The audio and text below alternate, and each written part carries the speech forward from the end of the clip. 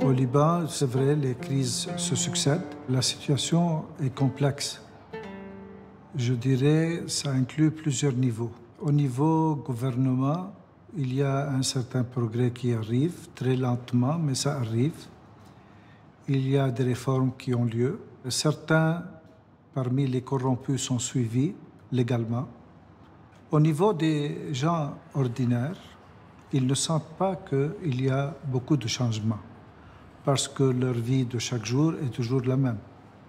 Ils vont au travail, ils bossent très dur et leur argent ne les suffit pas. Il y a certains qui n'ont pas de travail, surtout nos jeunes, sont obligés de quitter le Liban pour aller dans les pays du Golfe ou bien en Europe, en Amérique, au Canada, pour s'assurer une certaine vie de prospérité pour eux-mêmes et pour leur famille.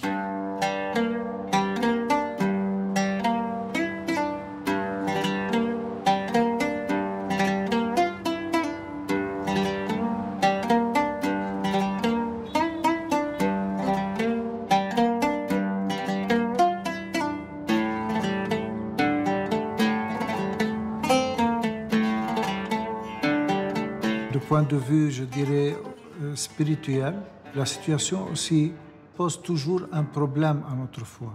C'est pas facile.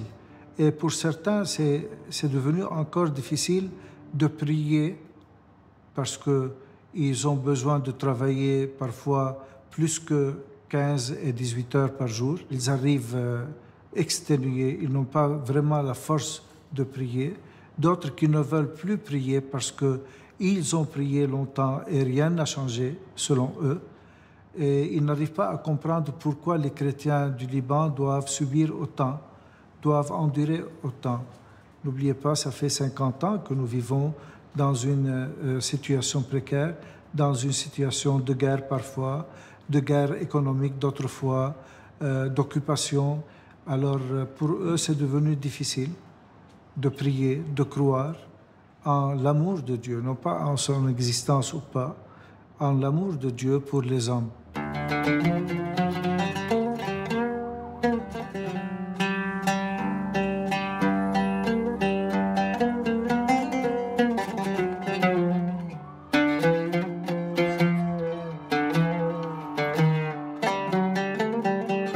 Notre paroisse est très proche du port. C'est, je pense, à quelques dizaines de mètres à vol d'oiseau. C'est très proche. Cette région-là a été très affectée par l'explosion de Beyrouth l'année 2020.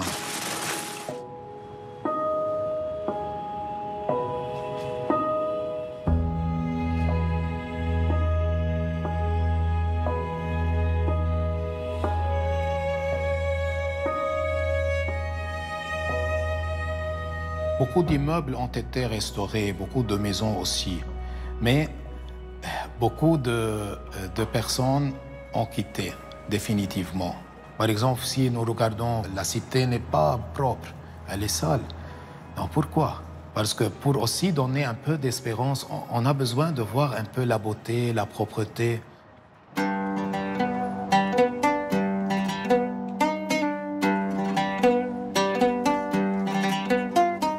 Nous sommes en train de restaurer l'église. Il y a des choses fondamentales à faire, mais une fois que ces choses, on les a finies, on va continuer à faire d'autres travaux esthétiques. L'esthétique, ce n'est pas par luxe, c'est par amour aux gens, pour montrer l'amour de Dieu pour eux et pour qu'on arrive aussi à mieux participer au mystère célébré. Par exemple, moi, je rêve de faire une mosaïque de l'Apocalypse 12 là où Saint-Michel apparaît d'une manière très claire. On voit le combat avec le dragon. C'est pour dire que le combat n'est pas fini. C'est une invitation aux fidèles d'entrer dans ce combat qui est déjà vaincu par le Christ, qui est mort et est ressuscité pour nous. Ça, c'est le projet à long terme, pas pour le moment. Maintenant, on doit finir ce qui est nécessaire.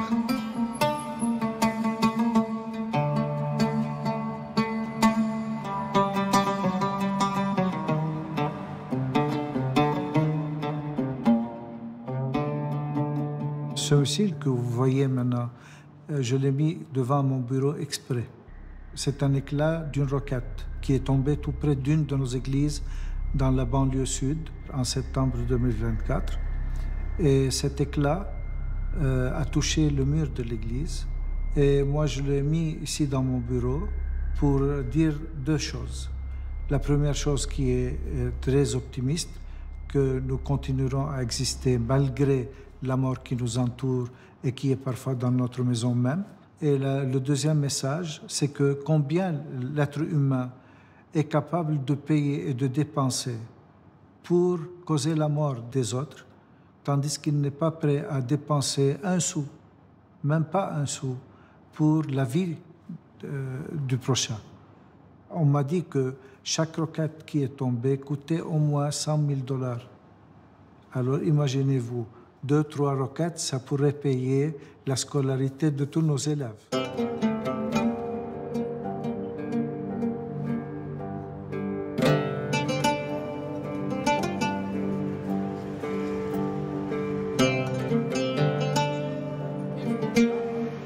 Depuis plus de 10 ans, on survit. C'est pour cela, je pense qu'on n'arrive pas à vivre. Parce que toujours, nous avons peur du pire. Peut-être une guerre va éclater. C'est un pays qui n'est pas stable. Tout est chaotique. On ne planifie pas. Il n'y a pas une vision pour le futur. On vit le jour au jour. Et puis, il y a toujours des conflits. On n'arrive pas à s'entendre. Donc, le problème, c'est que chacun vit pour soi-même, sans pensant à l'autre.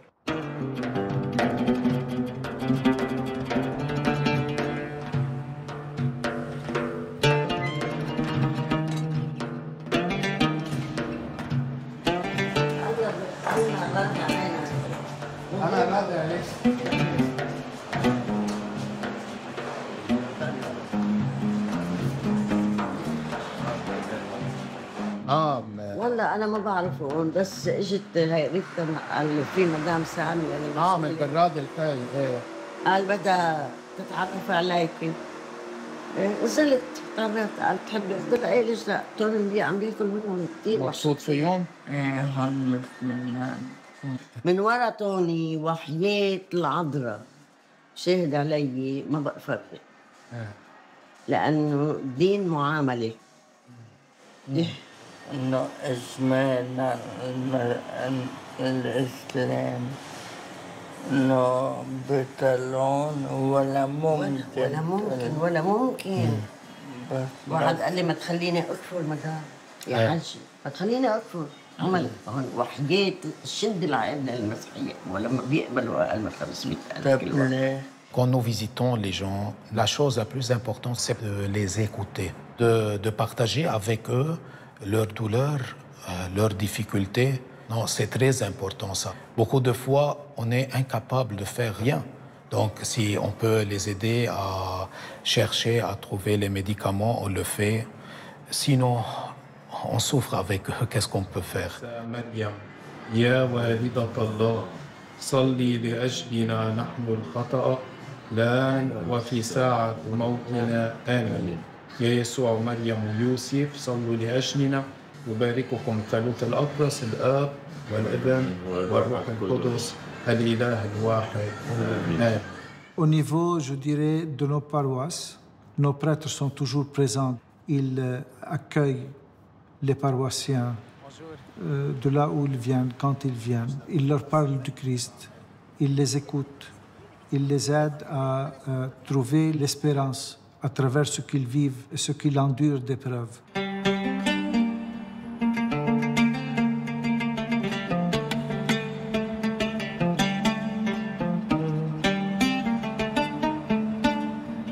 Nous sommes à l'église de Sainte-Thacla. Elle est construite en 1910 dans un quartier populaire. Et la majorité des gens ici sont modestes. À peu près, on a 5000 familles qui sont accueillies par cette paroisse. C'est un refuge parce qu'il y a une absence de l'État, une absence de municipalité. Il n'y a que l'église.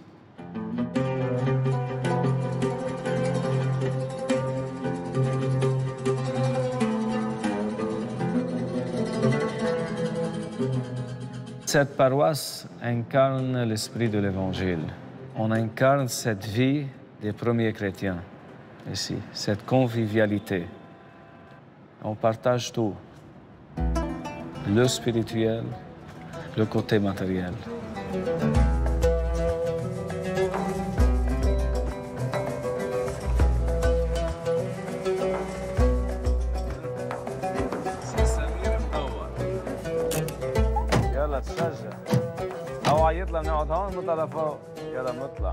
On a un petit groupe qui visite les malades ici à la paroisse. On a 140 malades chaque mois.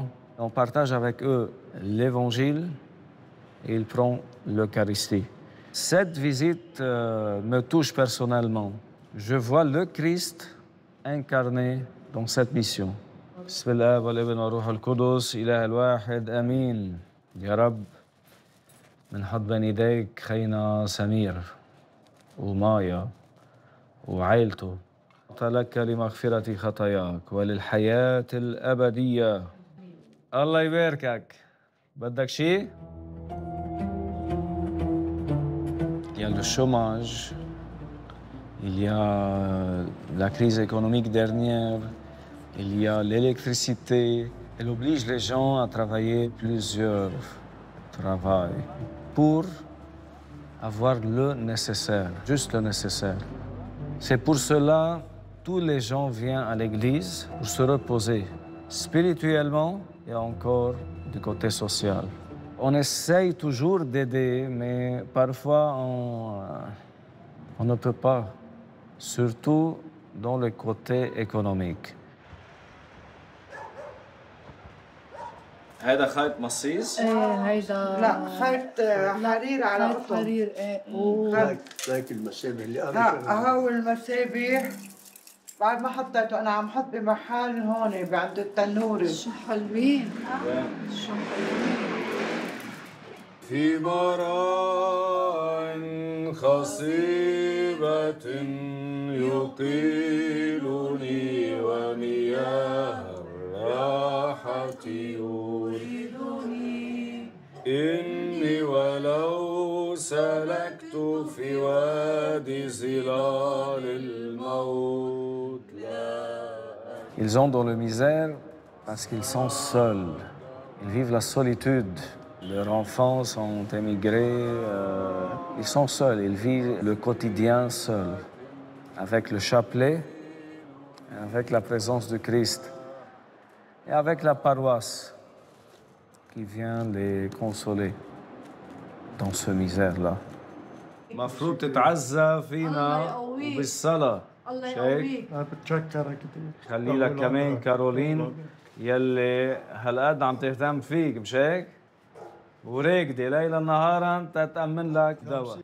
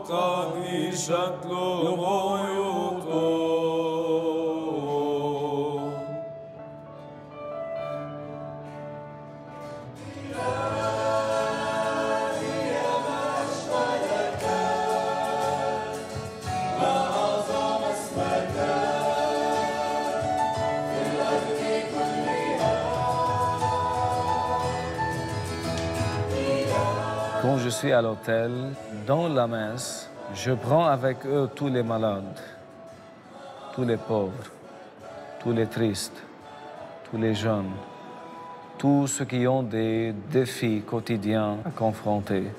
Tout ça, c'est comme une prière élevée pour Dieu.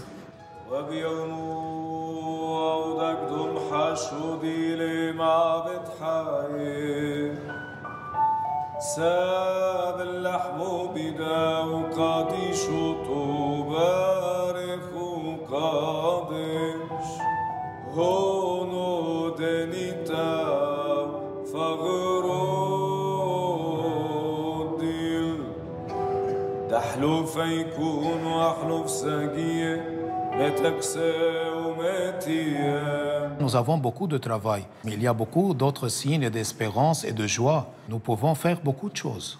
Évangéliser, annoncer la bonne nouvelle. Mais c'est pour cela que nous sommes là. Non?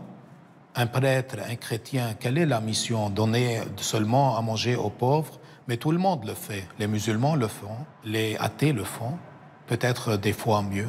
Certainement, l'Église le fait d'une manière différente, avec un autre esprit. Mais les autres le font, et merci à eux parce qu'ils le font. Et ils sont nos frères.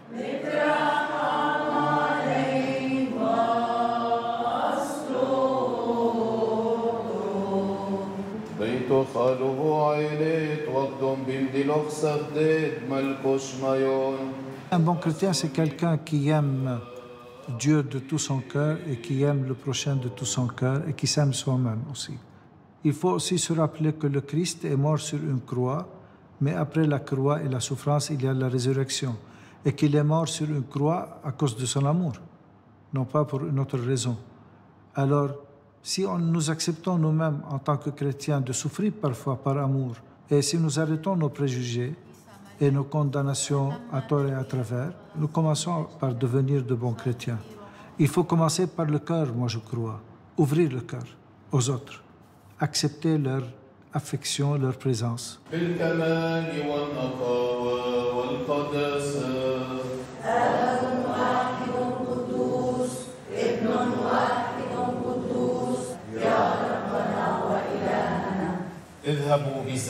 Vous voyez, dans cette chapelle, il y a Saint Jean-Paul II et Madre Teresa. Donc, pour moi, ce sont les deux colonnes de la vision pastorale, comme j'ai compris, de l'Église même. La bonne nouvelle et l'amour aux plus pauvres. Parce que quand on est un bon chrétien, on n'a pas peur d'aider. Parce qu'un bon chrétien qui a expérimenté que Dieu pourvoit toujours, il se sent aimé. Il n'a pas du mal à partager ce qu'il a. Ce n'est pas seulement par rapport à l'argent, mais par rapport à n'importe quel don que le Seigneur nous fait, que ça soit moral ou matériel.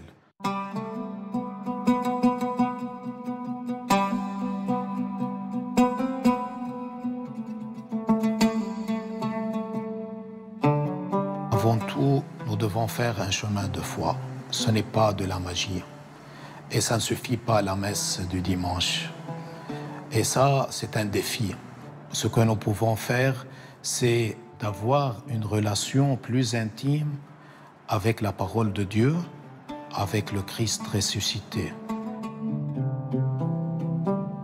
Dans la paroisse, on a commencé à faire la Lectio Divina. Et c'est excellent. Il arrive à vraiment bien réagir. قراءة من إنجيل مرقس. ودنا إليه يعقوب ويوحنا بن زبدي وقالا له يا معلم نريد أن تلبي طلبنا فقال لهما ماذا تريدان أن أعمل لكما. اللي هي أول شيء بنقرأ. هلا أنا قريت مرة لقلنا كلنا، هلا بدنا نرجع نقرأ مرة مرتين ناخد وقتنا مع الكلمة.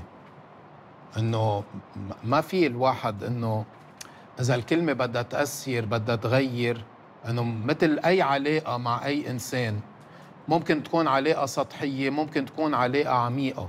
لتكون علاقة عميقة الواحد بده يعطي وقت. Avec les jeunes, une fois par mois, nous faisons la scrutatio et c'est excellent. Il y a une cinquantaine de jeunes qui viennent chaque mois.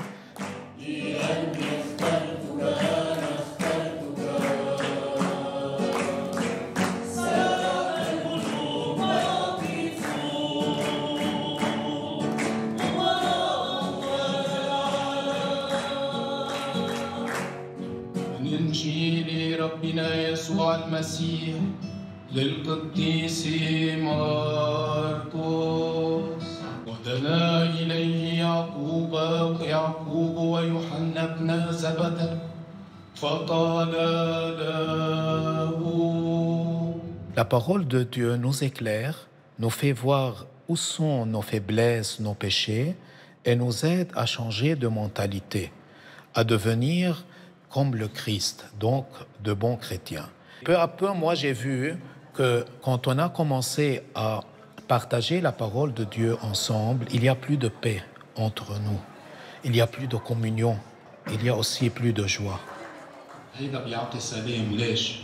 لأنه كل شيء بنسمعه من روح العالم دايما بيحسسنا إنه نحن ما منقدم مش كافي. بليز ما تطلعوا بالسلولار، ما نكون ولاد صغار. قعدوا مع الرب، استفيدوا من هالفرصة. سما شو هي؟ سما إنه نكون معه وإنه يكون معنا. وهلا عم نتحضر للسما نحن. Ceux qui ont la foi, ceux qui ont les lunettes de la foi, voient l'œuvre de Dieu. Et c'est pour cela qu'ils sont dans la joie. Ils voient que la promesse du Seigneur, je suis avec vous jusqu'à la fin du monde, est vraie.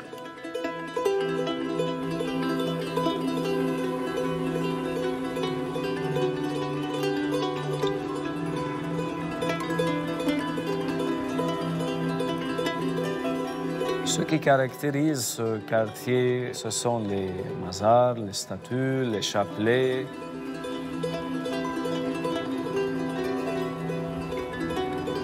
Le quartier est un quartier populaire. Des gens qui saluent dans les balcons, des gens qui viennent « Abouna, Abouna, je veux une aide sociale. Abouna, je peux me convertir maintenant, faire la confession. » Il y a beaucoup de gens modestes, populaires, qui s'attachent aux prêtres. Moi, je trouve qu'au Liban, il y a un certain manque, un certain vide. Et toujours, je dis que l'Église et les paroisses sont le lieu pour respirer. C'est le sens de donner, de partager avec les autres, de prier avec les autres, de partager la joie, par exemple, la joie.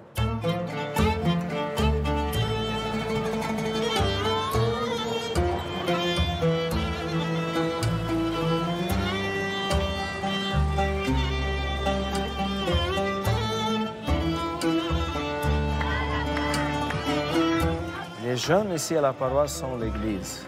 Et ils donnent tous ces talents pour le service de l'Église. Ils donnent tout. Ils ne sont pas des jeunes qui applaudissent seulement. Ils sont des jeunes qui participent, qui travaillent, qui font l'Église. Ça, c'est le joie. C'est le vrai joie. Les couples.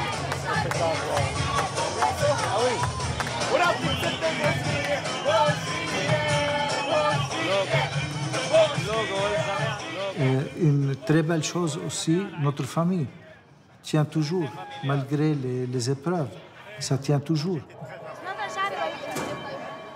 Il y a des gens qui sont honnêtes au Liban, qui sont très honnêtes, qui sacrifient beaucoup de bénéfices pour rester authentiques et sincères et qui n'acceptent pas de mentir aux gens.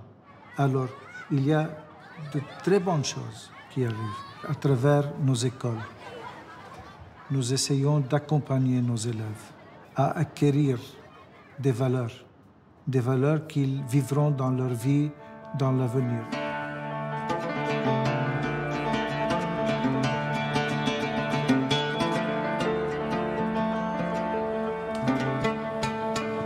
Le Collège de la Sagesse Beyrouth est en plein Ashrafiyeh. C'est un milieu géographique qui a été toujours connu par sa diversité.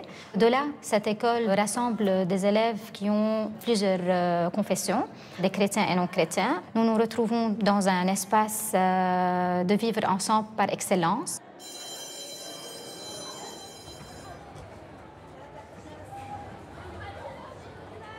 L'établissement scolaire, c'est un très petit exemple dans un pays. Le Liban, il est pluriel. Il y a beaucoup de confessions, il y a beaucoup de rites. Le fait qu'il y a des chrétiens, des non-chrétiens au sein du collège, pour nous, c'est un plus. Bonjour à toutes et à tous. Voilà, aujourd'hui, nous allons débattre autour d'une question essentielle dans notre société. Alors, vous êtes prêts? Le vivre ensemble est-il une utopie ou une nécessité? Qui? Oui, oh là. À mon avis, les gens pensent d'abord à leur intérêt personnel. Il y a de moins en moins de solidarité réelle. C'est ce qu'on appelle individualisme. Par exemple, l'essor des réseaux sociaux a créé des bulles sociales où chacun reste enfermé dans ses opinions. Bon, c'est bien ça. Merci. Chacun a son intérêt personnel. Bon, qui a envie de débattre? Oui. À mon avis, les différences entraînent souvent des conflits, surtout quand elles ne sont pas combinables, comme les comportements, les valeurs ou bien les croyances. Par exemple, tu peux nous donner un exemple? Par exemple, ici chez nous au Liban, on trouve une certaine tension entre les quartiers, puisque chaque personne croit à une religion. Merci Laurie. Donc, oui, mademoiselle. Personnellement, je trouve que la diversité est une richesse et non pas un obstacle. Ça doit être une nécessité. Oui, aussi. Pourquoi? Le vivre ensemble permet de tirer parti des différences linguistiques, culturelles et même religieuses. Cela favorise l'innovation, la créativité et le dialogue d'eux-mêmes. Prenons par exemple le Liban et le multiculturalisme du Liban, qui est une force économique et culturelle parmi les autres pays d'Orient. Ça va? Vous allez bien? Comment est votre journée? Nous, les éducateurs, nous sommes la génération de la guerre. Nous avons toujours cette phobie de guerre. Ou bien elle existe, ou bien on attend qu'elle revienne. Donc, on n'a jamais vécu la paix, entre guillemets. On n'a jamais vécu ça. C'est ce dilemme qu'on vit en tant qu'éducateur. Donc, c'est pour cette raison qu'on est en train d'essayer de pousser nos élèves à rester dans ce pays, d'emblée. Cette génération, elle est victime de tout.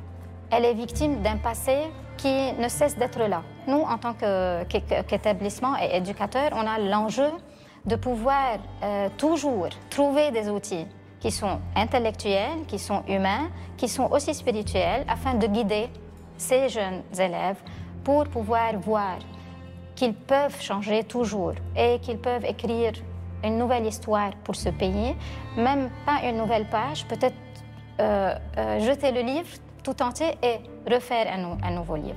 Ils sont les agents de changement de demain.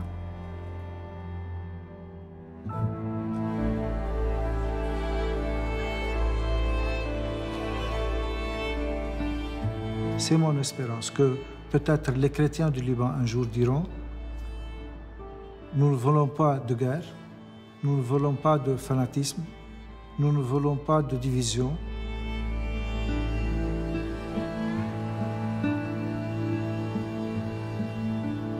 Ce que nous faisons actuellement, nous attendons l'autre. Est-ce qu'il a changé? Est-ce qu'il veut changer? Est-ce qu'il nous accepte? Est-ce qu'il accepte telle condition, telle autre condition? Le Christ est venu, il n'a pas mis de condition. Il a dit, aime l'autre. Aime l'autre.